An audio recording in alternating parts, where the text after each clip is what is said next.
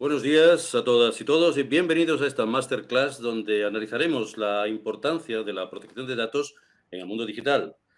Mi nombre es José Joaquín Flechoso y soy presidente del think tank colectivo Cibercotizante y voy a moderar este evento organizado por G12 y COE, enmarcado dentro del proyecto de COE Trabajamos en Digital.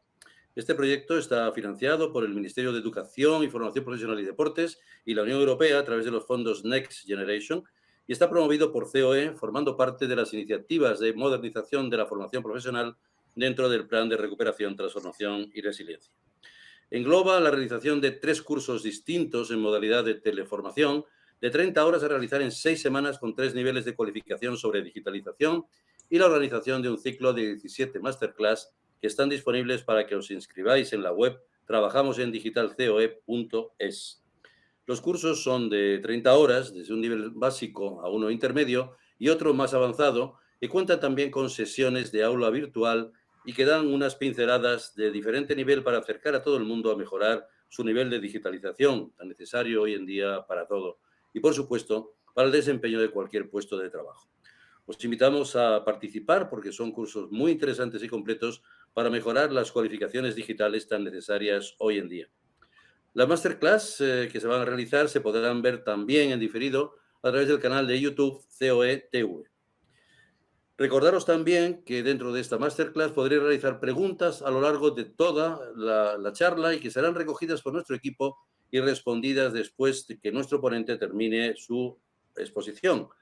Y como os comentaba, el tema que abordaremos en esta ocasión, que no es nuevo, pero sí de indudable actualidad, será la importancia de la protección de datos en el mundo digital. Y para ello contaremos con la opinión experta de Julio Fernández Gallardo, una persona con amplia experiencia en este mundo de la protección de datos. Haciendo un breve apunte biográfico, diremos que Julio es un profesional con más de 20 años de experiencia en protección de datos, consultoría, auditorías, adaptaciones y formación, tanto en el sector privado como en el público, y colabora activamente en eventos, jornadas y foros especializados. En el año 2011 decide volar solo y crea la consultora Más Privacidad, donde desarrolla su profesión hasta hoy en día. Es delegado de protección de datos, DPD, en consolidados grupos empresariales a nivel nacional. Antes de entregarse por completo a este mundo de la protección de datos, trabajó en sectores tan diferentes como IT, televisión, pero siempre con un lazo en común, la seguridad de los datos personales, y de ahí que su carrera profesional se enfocase hacia la protección de datos. Podríamos extendernos más en su amplio currículum, pero el tiempo apremia y tampoco quería dejar de destacar que fue Julio asesor de CEPIME y colaborador de esta con la Agencia Española de Protección de Datos y, entre otras funciones, trabajó en la auditoría de las herramientas que ayudan a la implantación del RGPD, del Reglamento General de Protección de Datos. Julio, buenos días y bienvenido también. Hemos hecho un breve apunte Ujú. biográfico sobre tu larga trayectoria. Muy bien. ¿Más o Buenos menos hemos recogido días. todo? ¿Más o menos? Sí, sí, sí, todo muy bien, gracias. Gracias, Joaquín, y gracias a todos los que estáis al otro lado. Y espero que la masterclass os ayude a entender mejor la protección de datos y, sobre todo, que resolváis las dudas que tengáis. La protección de datos es una normativa que yo siempre digo que tiene que estar en actualización. O sea, yo no voy a descubrir la pólvora si digo que es porque la tecnología avanza a pasos agigantados. Fijaros si tiene que estar en proceso de actualización, que hace unos días, seguro que os habéis enterado, la Unión Europea ha regulado una ley para regular la inteligencia artificial. Y lo ha hecho deprisa y corriendo. Estábamos hablando de inteligencia artificial y de repente nos dicen que ya hay una ley. ¿Por qué? Porque ya estaba metida en nuestra vida y porque ya estaba vulnerando nuestra privacidad, nuestra intimidad y nuestro honor. Hace unos días había un vídeo de Morgan Freeman que decía: yo no soy Morgan Freeman. La protección de datos es tan importante que en el 2016 Europa decide regularla mediante un reglamento. Hasta entonces, hasta el 2016, teníamos una directiva. Y os voy a decir la diferencia para que entendáis por qué es importante. El reglamento te dice que tienes que ir del punto A al punto B y que no te salgas del camino. Mientras que la directiva te dice: oye, puedes ir del punto A y del punto B, pero puedes hacer cambios, siempre y cuando esos cambios sea para mejorar. El reglamento no, el reglamento te dice: tenemos que ir por aquí. ¿Y por qué se decidió hacer un reglamento y no seguir con una directiva? Porque los Estados miembros de la UE tenían leyes diferentes. España tenía a sus empresas que tenían webs y que cumplían la LOPD y Francia tenía a sus empresas que cumplían su propia ley. Pero el mercado común permitía que ofreciésemos productos y servicios en cualquier estado. En España la protección de datos es del año 92. Fijaros, estamos hablando de la Ley 592. Era una ley que regulaba solo los tratamientos automatizados. Por eso en el 99 se regula mediante la Ley 1599. La diferencia es que la 1599 ya regula los datos no automatizados. ¿Qué es un dato no automatizado? Todo lo que tenemos en papel. No tenemos que proteger solo lo que están en los ordenadores y en los servidores. También tenemos que recoger el resto de soportes, proteger. En el 2016 Europa, como hemos dicho antes, regula mediante el reglamento y por eso nuestra LOPD del 99 se actualiza a la 3/2018. Pero además en España tenemos la LSSI 34/2002, es la Ley del Servicio de la Sociedad de la Información y el Comercio Electrónico, que vamos a hablar hoy de ella, y que tiene mucho que decir, por ejemplo, en el ámbito del marketing. Por tanto, ¿cuáles son las normativas que nos regulan ahora mismo nuestros proyectos? Nuestro proyecto web RGPD 2016, LOPD-GDD 2018 y la LSSI 34/2002. A continuación vamos a ver una presentación que se va a centrar en los siguientes puntos. ¿Qué es la información y el consentimiento del usuario? Si tenemos una web, ¿qué tenemos que hacer para que cumpla la normativa? Si tenemos una web, queremos hacer marketing, queremos que esos datos que recogemos a través de la web o redes sociales nos sirvan de algo.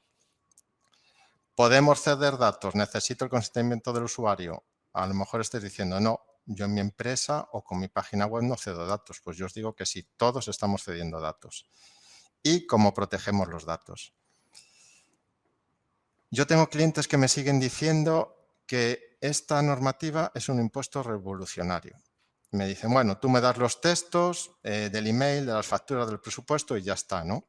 Y yo siempre intento decirles a ellos y os digo a vosotros, una empresa adecuada y una web adecuada da credibilidad, seguridad y confianza. Esto está sonando a marketing, pero vosotros os fijáis en las URLs de las webs cuando os dice que una web es segura o no es segura. Yo en una web que no es segura no daría mis datos personales, no haría una compra, no daría mi tarjeta de crédito. Yo cuando entro en una web me fijo en la URL. Me fijo si tiene una política de cookies, me fijo en el aviso legal o en la política de protección de datos, pero no lo hago porque soy profesional en protección de datos, sino lo hago porque, oye, si una empresa no tiene esos textos, está expuesto a una sanción. Si le da igual que le sancionen, quiere decir que no está cumpliendo las normativas y yo les voy a facilitar mis datos. Fijaros que en esos datos de protección de datos, la empresa nos da mucha información. Nos dice quién es, su razón social, su CIF, su registro mercantil y nos da teléfonos de contacto e email de contacto para hablar con ellos y con el responsable de protección de datos. Hoy en día con Internet podemos investigar esa web, podemos ver opiniones y podemos ver si estamos dentro de una web segura o no. Cuando naveguéis por Internet, en las webs que sale un candado con un aspa rojo y que dice que no es seguro, es porque esa web no tiene un certificado de seguridad. La diferencia es si pone HTTP o HTTPS. La S es el certificado de seguridad. Os recomiendo que solo naveguéis por web que tienen certificados de seguridad. Cuando hablamos de protección de datos, hablamos de las políticas de seguridad, de las cookies, de la información, pero sabemos que es un dato de carácter personal, porque a lo mejor yo no tengo que cumplir la ley. Es raro que no tengamos que cumplirla. Un dato de carácter personal es algo que nos identifica de manera única, que nos hace identificables. Nuestro nombre, nuestro apellido, nuestro email, son datos que se asocian. Ese conjunto de datos nos hace una persona identificada. Un DNI, por supuesto, nos identifica de manera única, pero además existen otra serie de datos, como es la imagen, como es la voz o como es un vídeo. Además, existen otros datos que son unos datos con un nivel de riesgo muy superior, que son lo que se llaman los datos biométricos. Por ejemplo, la huella dactilar. Y todos pensaremos, bueno, pero la huella dactilar no se usa. Todos los días, la mayoría la estamos usando cuando entramos a nuestro smartphone. Hay hay casos muy curiosos de gente, de aplicaciones, gente que se ha hecho fotos haciéndose un selfie y enseñan su dedo, y hay aplicaciones que han recogido la huella dactilar en esa foto. Entonces, fijaros lo importante de la protección de datos y tener que regularlo. ¿Quién debe cumplir la normativa? Vale, sabemos que es un dato de carácter personal. La normativa la tenemos que cumplir todos. Cualquier entidad que trate datos, cualquier entidad que tenga una web. En una web recogemos datos a través de un formulario, a través de un blog, a través de una suscripción a una newsletter o cuando nos registramos y, evidentemente, cuando hacemos una compra. ¿Los autónomos tienen que cumplir la ley? Porque siempre se habla de empresas, por supuesto. Un autónomo realiza una actividad económica y profesional y está tratando datos de carácter personal. ¿Y qué tenemos que hacer para cumplir el reglamento? Pasamos a la siguiente diapositiva y ahí lo que veis es Accountability, Privacy by Design y Default. Eso quiere decir la privacidad por defecto, la privacidad desde el diseño. Tenemos que ser proactivos, no seamos reactivos. ¿Qué quiere decir esto? Oye, pon medidas de seguridad ya en tu proyecto. No esperes a terminar el proyecto o no esperes a que pase algo para decir, oye, coge el reglamento de protección de datos, a ver qué dice, a ver cómo nos tenemos que adecuar. Por ejemplo, todo aquel que vaya a iniciar un proyecto que vamos a desarrollar una web nueva y que implique un tratamiento de datos, recordad nombre, apellidos, formularios, blog, etcétera. Desde el primer momento tiene que tener el RGPD a su lado. Es el libro de la mesilla de noche. Y tenemos que tener al consultor de protección de datos, ya sea interno de la empresa o un consultor externo. No esperes a terminar tu web, no esperes a terminar tu proyecto digital para ver si tenemos que cumplir la ley, porque a lo mejor has gastado mucho dinero y mucho tiempo y vas a tener que dar marcha atrás.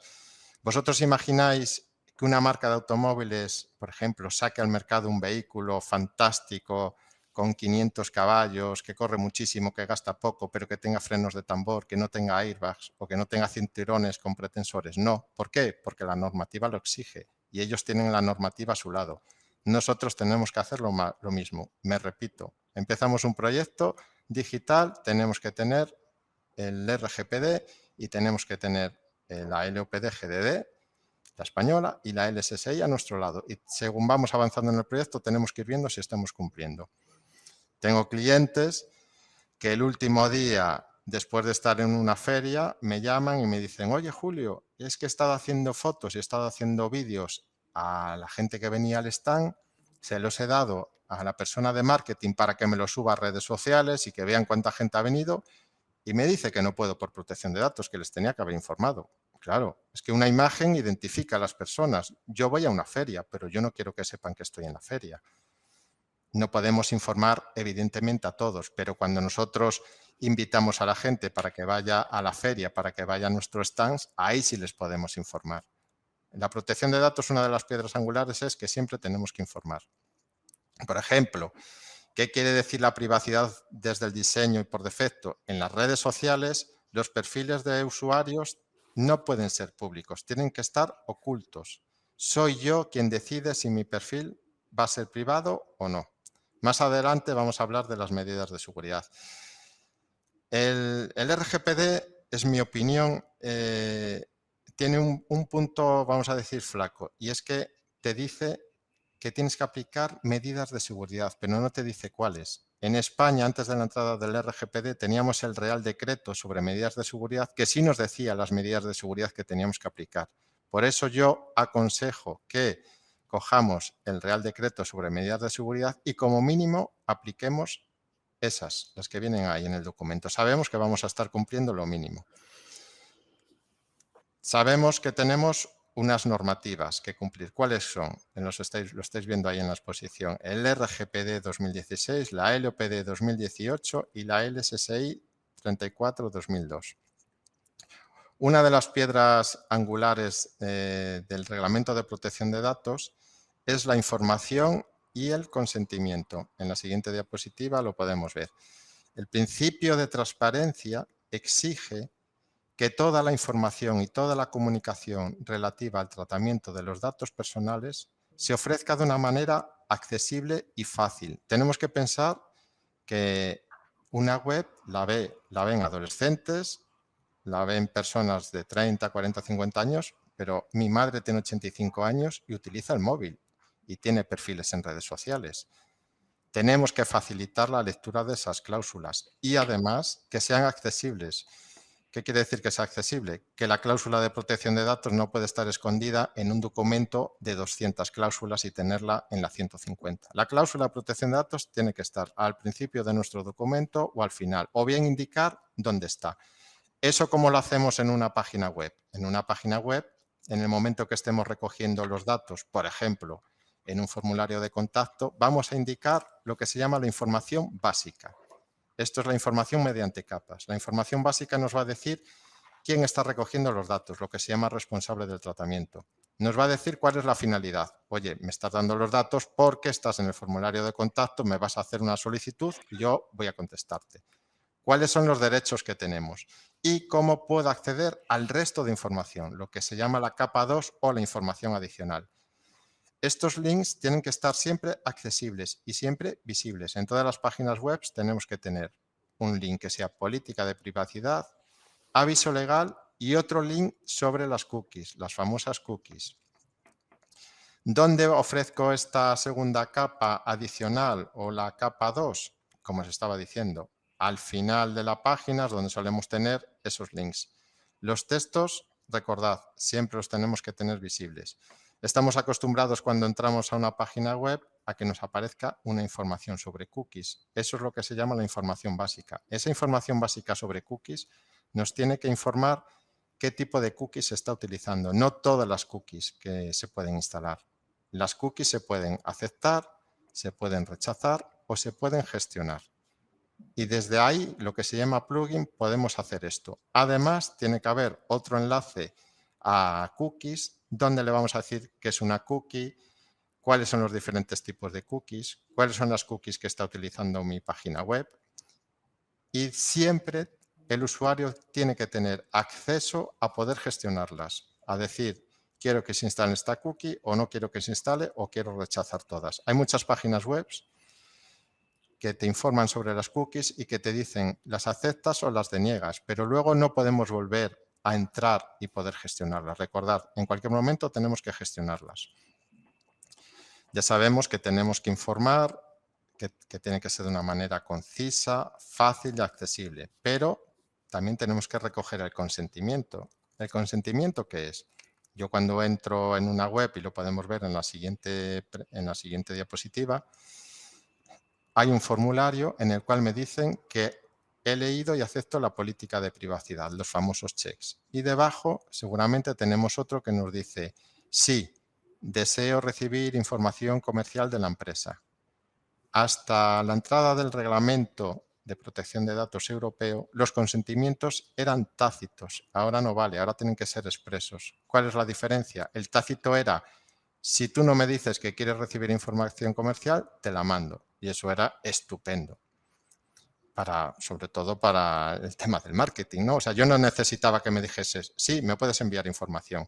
Eso ha cambiado. Ahora necesitamos que el usuario nos dé su permiso. Tiene que haber una acción inequívoca y tenemos que tener el consentimiento para las distintas finalidades. Por ejemplo, mi empresa pertenece a un grupo empresarial y yo a través del formulario de contacto digo, oye, voy a recoger el consentimiento para mandarte información comercial de mis productos y de mis servicios, pero además te quiero mandar información comercial del grupo de empresas en el cual yo participo. Es una finalidad diferente. Yo te estoy vendiendo un producto y el resto de empresas son de muchos sectores diferentes. Entonces tenemos dos checks. Uno para mi empresa y otro para ceder los datos al grupo de empresas. Mi experiencia dice que cuando un usuario en un formulario se encuentra más de dos checks, no selecciona ninguno, porque la información que está recibiendo es, me van a bombardear la información, me van a estar llamando, me van a estar mandando mails. Lo mejor es que se mande la información sobre los productos y servicios de la propia empresa. Ya haremos alguna campaña de marketing para recoger datos y para que podamos usarlos para el grupo de empresas. Recordad, las finalidades distintas, cada una tiene que tener su check. Bueno, tengo una web, me posiciono en redes sociales, pero esto me tiene que servir de algo, ¿no? Quiero rentabilizar los datos, quiero hacer marketing. Los datos que recojo en una red social o en una web, como podemos ver en la siguiente diapositiva, son leads. En marketing, un lead es un cliente potencial. Un cliente potencial al que debemos hacerle llegar nuestros servicios y productos, pero tenemos que cumplir la normativa. No podemos tener formularios de datos que recojan datos excesivos. En un formulario de contacto yo no puedo pedir el DNI. ¿Para qué necesito el DNI? En un formulario para que me anote a la bolsa de empleo no voy a pedir datos de salud. Los datos de salud son datos de riesgo. Mucho cuidado. Como ya sabemos, tenemos que informar de esa finalidad comercial, cómo vamos a utilizar sus datos y tenemos que tener siempre el consentimiento, una acción. Si no cumplimos estos 3 puntos, no vale de nada que tengamos una web con un diseño espectacular. ¿Necesitamos el consentimiento del usuario para poder enviar la información? Todos estamos pensando, sí, ¿no? Es lo que nos estás diciendo, Julio. Pero hay una cosa que se llama el interés legítimo y tenemos que tener mucho cuidado con esto. El interés legítimo lo que dice es que yo, empresa, te puedo mandar información a ti, aunque no me hayas dado tu consentimiento, porque en algún momento tú has tenido una relación precontractual conmigo, me has pedido información sobre un producto o servicio, o me has comprado ese producto o ese servicio. Pero la información que yo te voy a mandar basándome en ese interés legítimo solo puede ser de productos similares al cual tú me pediste información. Es decir, si yo vendo ropa, no te puedo mandar información comercial porque ahora he abierto una inmobiliaria sobre el sector inmobiliario. No son productos similares. Tenemos que tener cuidado con el interés legítimo. El interés legítimo solo lo podemos usar y está regulado en el RGPD y en la LSSI, pero solo se puede utilizar para enviar productos o servicios similares al cual nos han contratado. Quedaros con esto, productos similares. No podemos enviar información de cualquier otro producto y decir, tengo un interés legítimo. El BBVA, diciendo que utilizaba el interés legítimo para mandar información comercial a sus clientes, recibió una sanción de 9 millones de euros. Fijaros. Para hacer marketing mailings lo puedo hacer yo mismo, pero a lo mejor no tengo los conocimientos suficientes para utilizar las aplicaciones, tiene que hacer un trabajador, le tengo que formar o recurro a profesionales externos. Un profesional externo al que recurro, al que le estoy dando datos, es una cesión de datos. Pasamos a la siguiente diapositiva y vamos a ver que en algunas ocasiones estamos cediendo datos sin saberlo. Yo puedo ceder datos a terceras empresas porque la ley me obliga. Entonces, lo único que tengo que hacer es informar. No te voy a pedir consentimiento porque la administración pública me dice me tienes que dar estos datos por la ley correspondiente. O estoy cediendo datos a terceros porque es necesario para que yo te preste un servicio ceder ese dato. Entonces, te estoy informando. Ahora veremos qué hacemos con ese caso. O estoy cediendo datos a terceros, no me obliga la ley y no es necesario. Ahí sí necesito el consentimiento. Ahí sí tengo que irme a los checks y a la acción. Cuando antes os he comentado que puedo estar cediendo datos a terceros y porque es necesario para un servicio, por ejemplo, el mantenimiento de la web. Nosotros podemos tener una empresa externa, un proveedor contratado que nos lleve el mantenimiento de la web.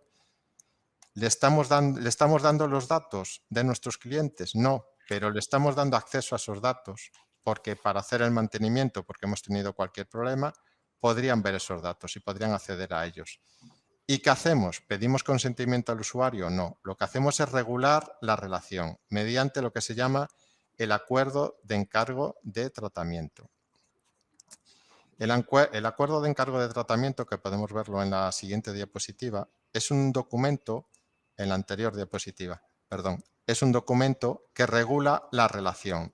Yo, empresa, te contrato a ti, proveedor, para que me hagas un servicio, en este caso un mantenimiento de la web, y te voy a dar acceso a datos de mis clientes. Por tanto, tú te debes al cumplimiento de las siguientes cláusulas. Pero el reglamento nos dice que solo podemos recurrir a proveedores que estén adecuados, que cumplan la normativa. ¿Cómo podemos averiguar si estos proveedores están adecuados y cumplen la normativa? Enviándoles un checklist con una serie de preguntas que nos tienen que responder, porque ninguna empresa va a ir físicamente a auditar las instalaciones de un proveedor. proveedores que tengan acceso a nuestros datos. Estamos hablando del mundo digital, estamos hablando de las webs, pero pensar qué proveedores puedo tener que accedan a datos. Por ejemplo, la gestoría laboral para hacer las nóminas y los contratos de los trabajadores. Con todos ese tipo de proveedores tenemos que hacer dos cosas. Uno, evaluar que cumpla la ley y dos, enviarle lo que se llama el acuerdo de encargo de tratamiento. ¿Y este acuerdo de qué nos vale? Si ese acuerdo está bien redactado y el proveedor infringe la ley, la Agencia Española de Protección de Datos le dirá al proveedor, oye, te voy a sancionar porque hiciste un mal uso de los datos de la empresa de Julio. Pero la agencia también le va a decir a Julio, oye, Julio, tú facilitaste el acuerdo de encargo de tratamiento, estaba estipulado lo que se podía hacer y lo que no, y te preocupaste en evaluarle. Si yo tengo eso, estaré exonerado de la posible sanción. Si no le he evaluado y he contratado un proveedor que yo sabía que no cumplía, yo estoy incumpliendo también la ley. Y por último, las medidas de seguridad. Recordad lo que os dije antes. Antes teníamos un estupendo Real Decreto que nos hablaba sobre las medidas de seguridad, lo que teníamos que hacer dependiendo del tipo de dato que manejábamos, si teníamos los datos de nivel bajo, medio o alto. Ahora no, ahora la ley lo que nos dice es, elabora tú los protocolos, redacta tú el documento de seguridad y algo muy importante que es lo que os digo yo, divulgar esos protocolos y divulgar ese documento de seguridad entre los trabajadores. Porque ¿de qué me vale tener un documento de 500 páginas estupendo si no lo divulgo? Si se produce una incidencia de seguridad que es he perdido un ordenador donde llevaba datos de mis clientes, si el trabajador no sabe cómo tiene que gestionar la incidencia, que sería avisar al responsable de protección de datos o delegado de protección de datos, la Agencia Española de Protección de Datos me puede sancionar por no gestionar la incidencia y por no haber divulgado las normas entre los trabajadores. Las normas pueden ser tan extensas como nosotros queramos, pero hay unas normas, digamos, estándar, que son la gestión de incidencias, la gestión de los derechos. Todos tenemos derechos sobre nuestros datos, los famosos acceso, rectificación, limitación, portabilidad, supresión. La gestión de soporte, todo lo que entra y todo lo que sale, sobre todo si son transferencias de base de datos, tienen que estar autorizadas, tienen que estar escritas en ese documento de seguridad. Las copias de seguridad. Es obligatorio hacer copias de seguridad. Yo he tenido clientes que han perdido un ordenador y no habían hecho copia de seguridad y han perdido absolutamente toda la información. Recordad cuando se incendió el Windsor. Había empresas que manejaban presupuestos de millones de euros y perdieron las copias de seguridad. Tenemos que redactar protocolos, por ejemplo, el uso de los medios de los dispositivos, tanto los de la empresa, cómo tienes que usarlo, tiene que tener una contraseña, la contraseña es única y personal, no se la puedes dar a ningún otro trabajador, así como los dispositivos propios, los que se llaman dispositivos BIOS. El almacenamiento. Cuando nosotros estamos trabajando con nuestro ordenador, tenemos que trabajar sobre el servidor, tenemos que trabajar en la nube. ¿Y por qué? Porque si nosotros trabajamos en local, la información se va a quedar en nuestro ordenador. La copia de seguridad se hace sobre el servidor. Si le pasa algo a nuestro ordenador, no tendremos nunca los documentos actualizados. Entre otros protocolos, ¿cómo gestionamos la relación con los proveedores? Antes lo hemos dicho. Evaluar al proveedor y formalizar el acuerdo de encargo de tratamiento. Un departamento de nuestra empresa contrata un servicio con un proveedor que nos va a prestar un servicio y le tenemos que dar datos de clientes. Firma un contrato y se cree que ya está todo hecho. No, teníamos que tener divulgado el procedimiento de gestión de proveedores, gestión de acceso a datos por cuentas de terceros. Además de estos protocolos, perdonad que vayamos tan rápido, pero el tiempo apremia. Además de estos protocolos, tenemos que tener una documentación interna que nos obliga a la ley, que es el registro del tratamiento. Tengo que pensar qué es lo que voy a hacer con los datos que voy a recoger en mi proyecto web y voy a elaborar un documento donde digo, bueno, pues voy a recoger datos a clientes con la siguiente finalidad. Todas las finalidades que vayamos a hacer con los datos que estamos recogiendo tienen que estar escritas. Ese registro de tratamiento nos va a facilitar saber cuál es el riesgo que estamos corriendo en la empresa con los datos que tratamos. Y para saber cuál es el riesgo que corremos, tenemos que hacer un análisis de riesgos. Es un documento en el cual analizamos el posible riesgo que hay por el tratamiento de datos que hacemos. Además, tenemos que tener un documento que evalúe si es necesario hacer una evaluación de impacto o no y un documento que evalúe si necesitamos tener al delegado de protección de datos o no.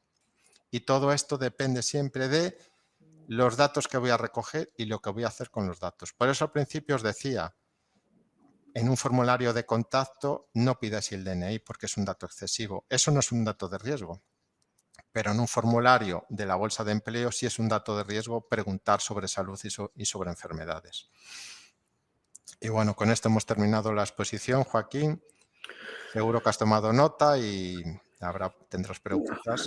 No solo he tomado nota, sino que te las voy a hacer inmediatamente para no perder tiempo. Vamos bien, vamos algún minutillo de retraso, pero nos da tiempo. Recordamos a todos los que nos están siguiendo que pueden formular preguntas que en el turno correspondiente, después del pequeño coloquio que vamos a establecer Julio y yo ahora, pasaremos a esas preguntas del público para contestar lo antes posible.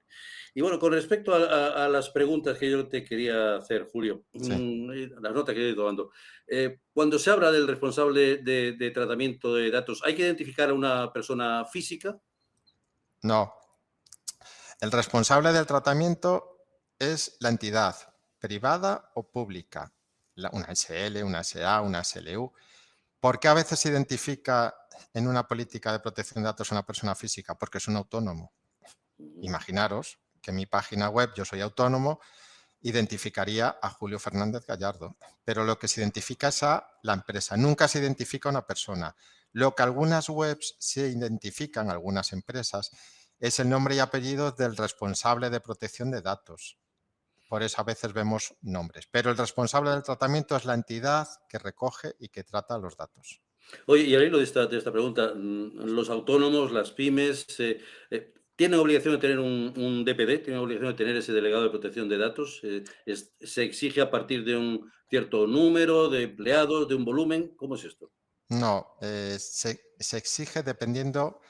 La Agencia Española de Protección de Datos tiene unas herramientas que son muy útiles y en estas herramientas una de ellas vale para evaluar cuál es nuestro nivel de riesgo. Dependiendo del tipo de dato que recojamos y del sector en el que estemos, por ejemplo, sector sanidad, es muy habitual que sí necesiten un delegado de protección de datos. Ujú. Solo hay una excepción.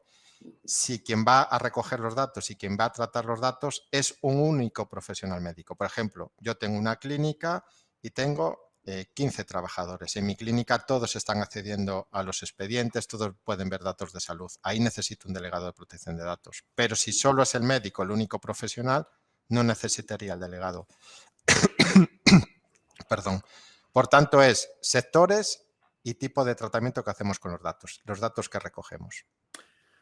Otra pregunta más. Imaginémonos que yo tengo una web, pero mi web no vende nada. No vende nada porque tú has hecho referencia a muchas cosas y mucha información que se recoge ahí. ¿Tengo que tener esa política de privacidad y el aviso legal? ¿Lo tengo que tener también obligatoriamente? Nosotros pensamos que no vendemos nada porque no tenemos carrito de la compra, pero vendemos nuestros productos y nuestros servicios. Yo me dedico a la protección de datos, entonces en mi web hablo sobre protección de datos y sobre mi producto. No tengo precios, no te digo lo que te voy a cobrar, ni te digo que puedes comprar un libro, pero te estoy vendiendo mis productos o en este caso mis servicios. Por tanto, sí, tengo que cumplir con la ley de protección de datos. Tengo que tener la política de privacidad donde indico todo lo que estoy haciendo con los datos que me das en la web y tengo que tener el aviso legal. El aviso legal es por la ley 34/2002, la LSSI. En el aviso legal lo que voy a decir son cuáles son, aparte de los datos de mi empresa, antes os decía razón social, CIR, registro mercantil, maneras de ponerme en contacto, tengo que detallar las condiciones de uso de la web, las responsabilidades que tiene el usuario, la responsabilidad que tiene la empresa. Si vendo un producto, si tengo un carrito de la compra, cuál es el precio, cuáles son los impuestos, cuáles son la gestión de devoluciones. Lo que no vale en una web que está vendiendo un producto donde meto una tarjeta de crédito y compro es que me diga que el producto cuesta 90 euros y cuando llego al final y he pagado, me dicen, has pagado 150 euros. Me perdí, en algún sitio me perdí. En la web se tiene que indicar, el producto tiene los siguientes impuestos y en cada paso en el que yo voy pasando y dando la siguiente, me tienen que ir informando, se ha incrementado en tanto. Eso es el aviso legal. Y aparte, por supuesto, tenemos que tener las cookies. Las páginas de personas, de particulares, que mediante plataformas que son fáciles de usar se hacen una página web, te instalan las cookies. Yo siempre digo, cuando algo es gratis es porque les estamos dando nuestros datos personales. Entonces ya no pasa a ser gratis. Estos plugins, te lo digo rápido, estos plugins de Sí, no, cookies, vamos a ver. Ujú. sí, lo que hacen es coger la información y pasarla a terceros. Y por eso luego nos empiezan a llegar toda esa información sobre los sitios en los que hemos estado. Oye, entonces entiendo por tu contestación de que si yo tengo una web personal en la que vendo, digamos, mi imagen es la que vende, entre comillas, de alguna forma, tengo que cumplir la normativa siempre y cuando recoja datos. ¿Es así? Cuando recoge datos, sí. Cuando recojas datos y en este caso sería la política de privacidad donde estamos diciendo, oye, estoy recogiendo estos datos en el formulario de contacto Ujú. para contestar a tu solicitud. Es raro que en una página no se recojan datos. Sí. Si es una página porque es mi hobby divulgar una afición, yo quiero que Ujú, esa página tenga visitantes. ujú, Seguramente voy a tener a lo mejor una newsletter. ujú. En la newsletter ya estoy recogiendo el email. Eso es un dato de carácter personal.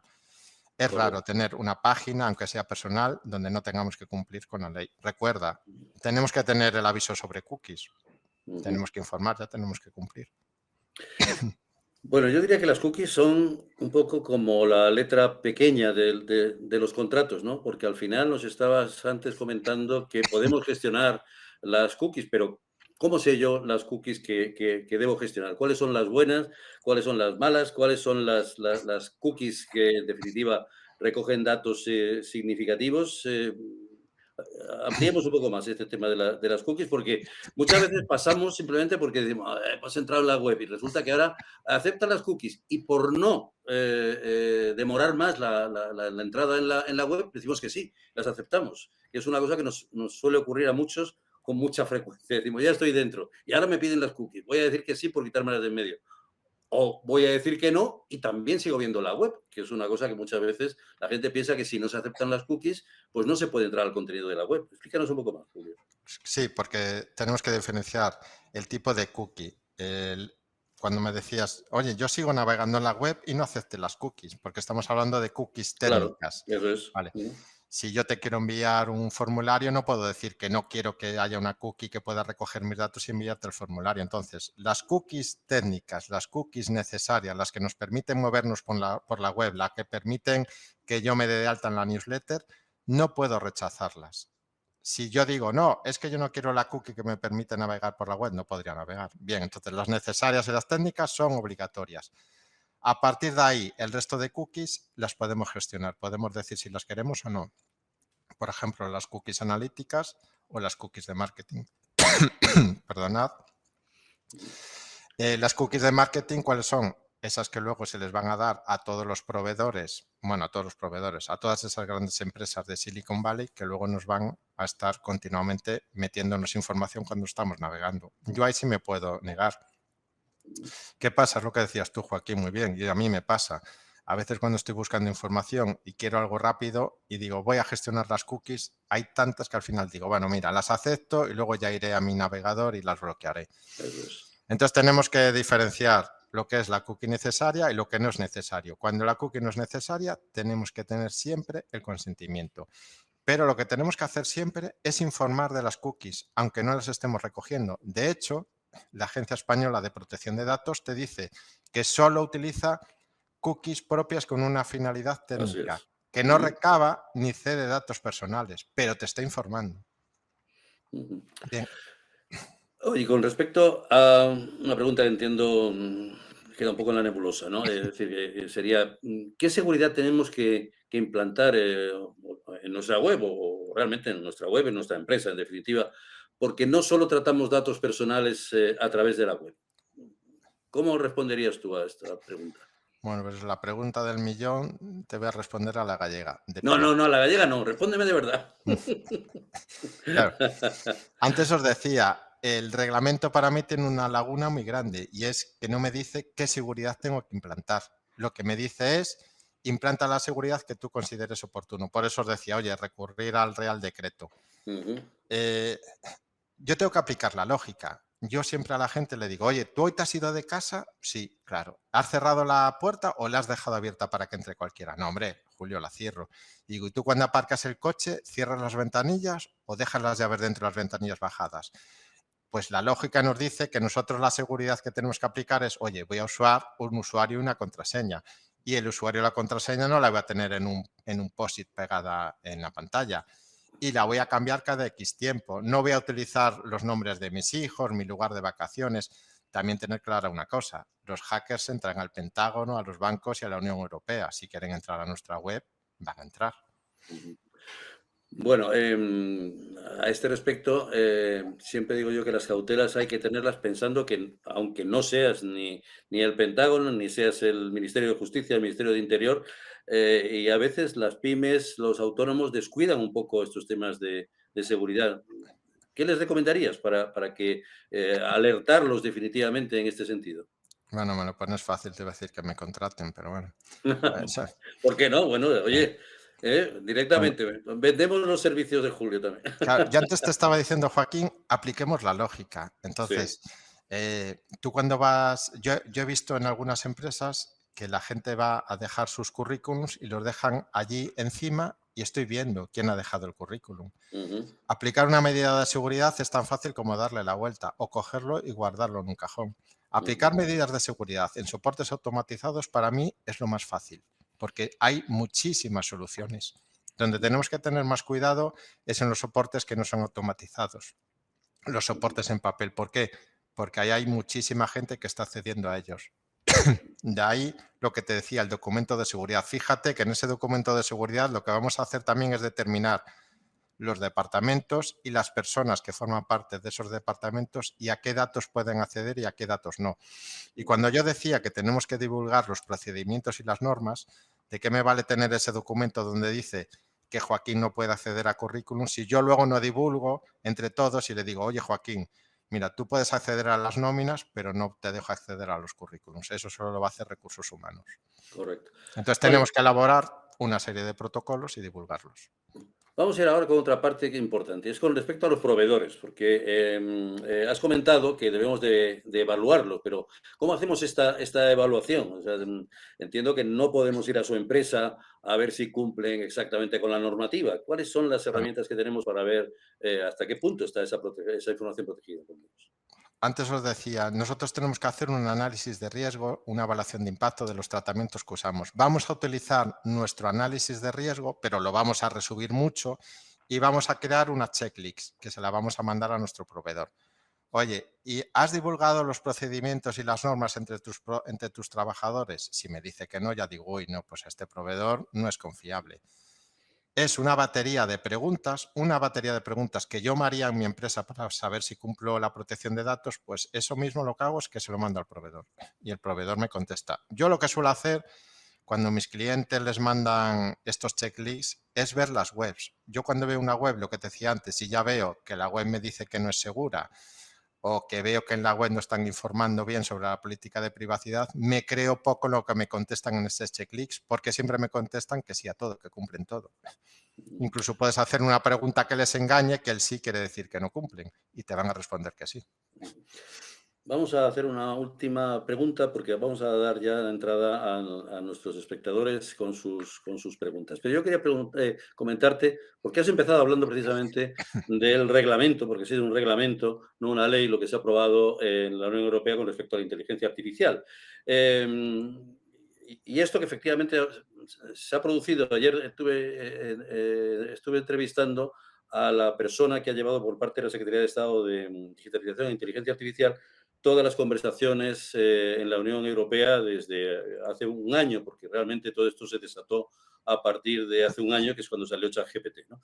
Entonces me decía que precisamente con el tema que tú has mencionado de la protección de los datos biométricos, ha sido uno de los puntos más candentes por la pugna entre los tecnólogos, por una parte, y las personas que llevan sistemas de seguridad, gente del Ministerio del Interior, de Defensa, etcétera, que evidentemente decían, bueno, es que hay que tener identificadas a todas las personas, pero otros decían, bueno, pero es que eso puede vulnerar nuestros derechos. ¿Cómo estamos de protegidos ante este tipo de acciones bajo tu punto de vista? Pues mira, para lo bueno y para lo malo, en España la Agencia de Protección de Datos es muy exhaustiva y Mercadona a lo mejor ya Sí. lo habéis Ujú, visto, en ujú. Mercadona hace más o menos un año dijo que iba a poner en las cámaras de seguridad el reconocimiento facial para evitar que pudiesen entrar a sus instalaciones, pues gentes, por ejemplo, pues que tenían conocimiento bien por temas de violencia de género con sus empleadas o bien por gente que estuviese fichada en la policía. Y la Agencia Española de Protección de Datos, en cuanto se enteró de esa noticia, se puso en contacto con ellos y les dijo, ojo, hacer un análisis de riesgo, hacer una evaluación de impacto y al final ese proyecto no siguió adelante. ¿Qué pasa? Que luego tenemos otros países como Estados Unidos o China donde la protección de datos pues no se cumple. Efectivamente.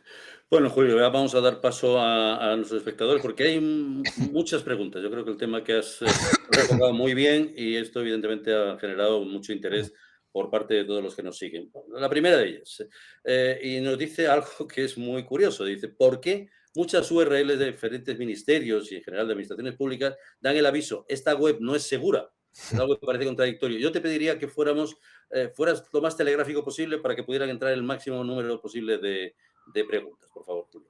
Pues es tan fácil porque la administración pública nunca va a pagar una sanción. Ah, Ya está. ¿Por qué vemos carteles en ayuntamientos o en la comisaría de policía que dice que cumplen la ley 1599? Pues bueno, porque nunca van a pagar la sanción de la agencia. Se dice que se expedienta, pero realmente no paga la sanción. La empresa privada sí la paga. ujú.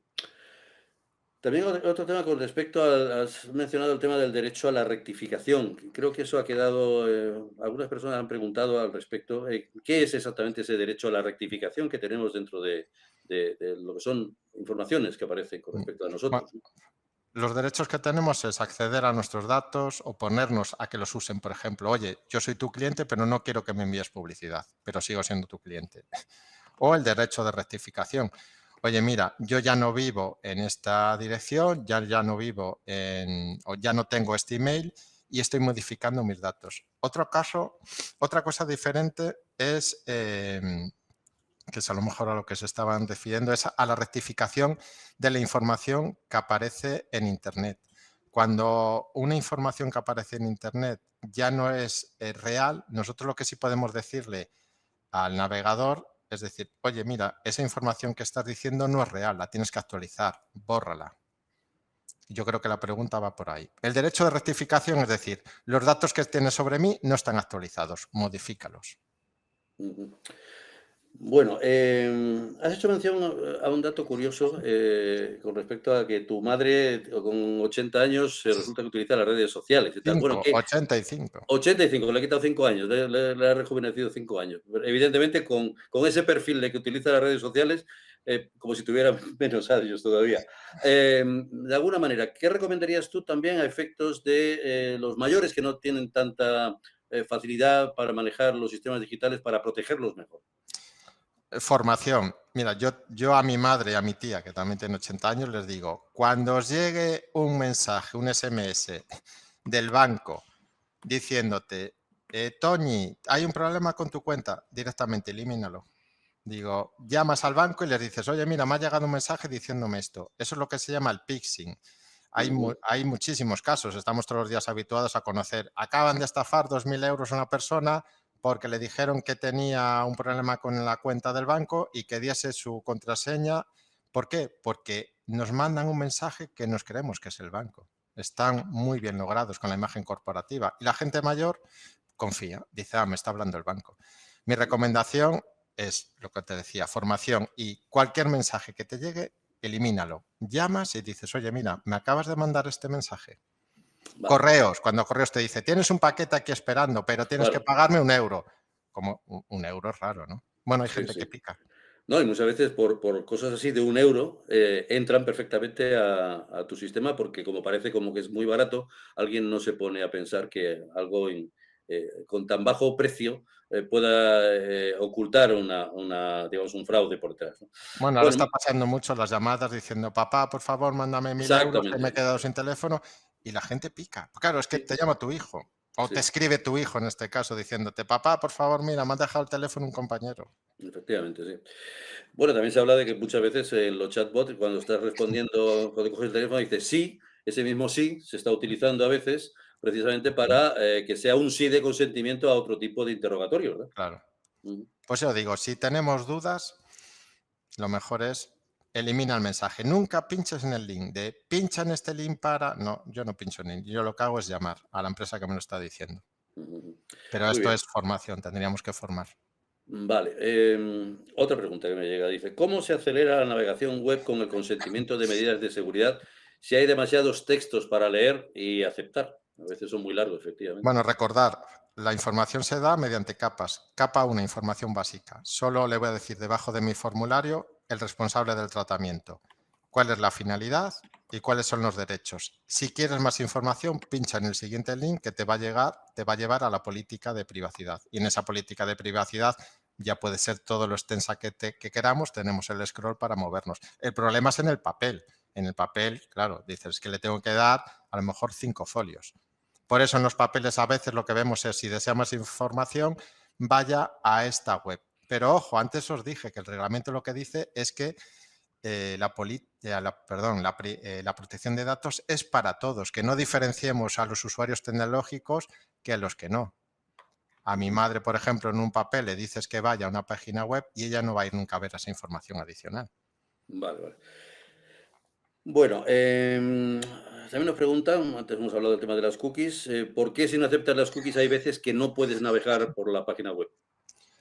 No, eso no puede ser. ¿Verdad? Eso Es lo que tiene, hablábamos antes. claro, Navegar por una página web son cookies técnicas. eso es. Entonces, las cookies técnicas son necesarias. No puedo rechazarlas. Navegar siempre vamos a poder navegar. Ujú. Vale, otra más. ¿Cómo evalúas al proveedor? Algo que hemos tocado antes. ¿Cuáles Mm. son los puntos principales de acuerdo de encargo de tratamiento? Lo principal es decirle, yo te estoy contratando a ti para que me hagas esto, por ejemplo, para que me hagas las nóminas, los contratos laborales, las altas y las bajas. Y te doy acceso a datos de mis trabajadores. ¿Y a qué datos te estoy dando acceso? Todo lo que hagas fuera de esa finalidad es un incumplimiento. Por ejemplo, la gestoría laboral suele ser gestoría contable, ¿no? Pues imagínate que cuando llega el periodo ese que tanto nos gusta a todos de la declaración de la renta, la gestoría laboral llama a los trabajadores de mi empresa porque yo le he dado todos los datos para que me hagan las nóminas y les dice, oye, mira, soy la gestoría contable de tu empresa, ¿quieres que te haga la declaración? Eso sería un incumplimiento. Está utilizando los datos para un fin distinto. Vale. Entonces, lo principal es decir, te contrato para esto, te doy acceso a estos datos y solo lo puedes usar para esto. Otra más. Dice, ¿es legal que te graben en una conversación telefónica sin previo aviso? Si yo formo parte de la conversación telefónica, sí, está admitido por los jueces y por los tribunales. Yo quiero descubrir un fraude y no te voy a decir, oye, Joaquín, te voy a grabar en donde Ujú. me estás diciendo que efectivamente estás recibiendo dinero. No, pero yo formo parte de la conversación, puedo hacerlo.